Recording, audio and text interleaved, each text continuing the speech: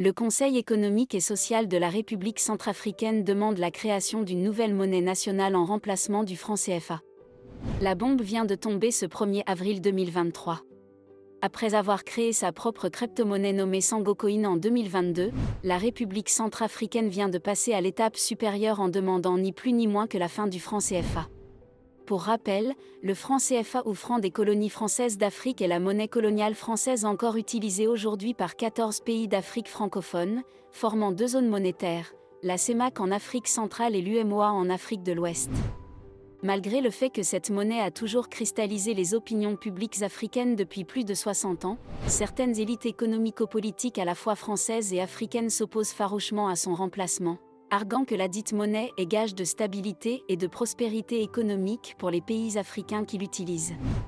Le Centrafrique n'est visiblement plus de cet avis car au terme d'une séance de travail de 45 jours qui s'est achevée le 1er avril, son Conseil économique et social demande tout simplement la suppression de cette monnaie parce que, je cite, « Le CFA appauvrit plus les pays africains et les met dans une position de dépendance vis-à-vis de la France. » Que s'est-il donc réellement passé? C'est ce que nous allons voir en détail dans cette vidéo. Si tu aimes le contenu, n'oublie pas de liker la vidéo et de la partager, ça soutient la chaîne. N'oublie pas aussi de t'abonner si ce n'est pas encore fait.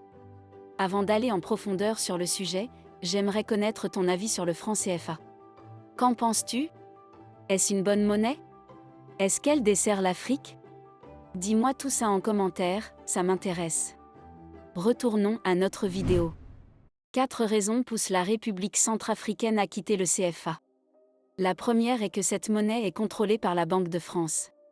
Pour rappel, le CFA a été créé et imposé par Charles de Gaulle en 1949 pour mieux siphonner l'économie des colonies françaises à l'époque. Au-delà de cet aspect historique clairement problématique, le fait que cette monnaie soit imprimée en France pose un vrai problème de souveraineté pour les pays africains qui l'utilisent. Dans un contexte mondial de plus en plus tumultueux, qui nous dit qu'un pays africain ne se retrouvera pas en conflit direct avec la France un jour. C'est d'ailleurs déjà le cas avec plusieurs pays africains de la zone CFA en ce moment, notamment la République centrafricaine justement. Qu'est-ce qui empêcherait la France de bloquer l'argent du pays adverse et de tuer son économie pour le faire plier? Elle l'a déjà fait lors de la guerre civile du Congo en 1997 et lors de la crise post-électorale ivoirienne de 2010.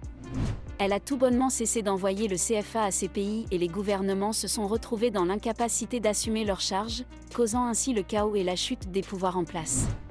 La deuxième raison évoquée est ce qu'ils appellent le compte d'opération.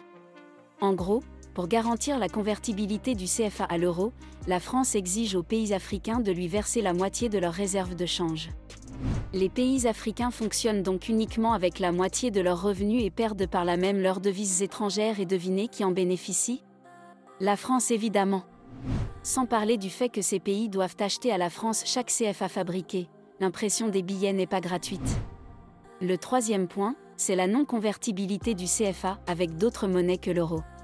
Pour faire simple, cette monnaie n'a aucune valeur en dehors des pays qui l'utilisent et n'est convertible en aucune autre monnaie que l'euro. Les pays africains ne commercent pas directement avec le monde, chaque transaction faite à l'international passe d'abord par la Banque de France qui se charge de convertir par exemple le yuan chinois en euros, puis l'euro en CFA. Et avant que le pays africain le touche son équivalent de yuan en CFA, la France en saisit la moitié. De légères réformes ont été faites il y a quelques années mais cela ne change en rien le fonctionnement de la monnaie. Donc, non seulement les pays africains perdent leur autonomie en plus de leurs réserves de change, ils sont aussi espionnés via cette monnaie, puisque chaque transaction faite avec l'extérieur passe par la Banque de France. C'est clairement une situation scandaleuse. Et enfin, la quatrième raison évoquée par le Conseil national économique centrafricain est l'arrimage à l'euro.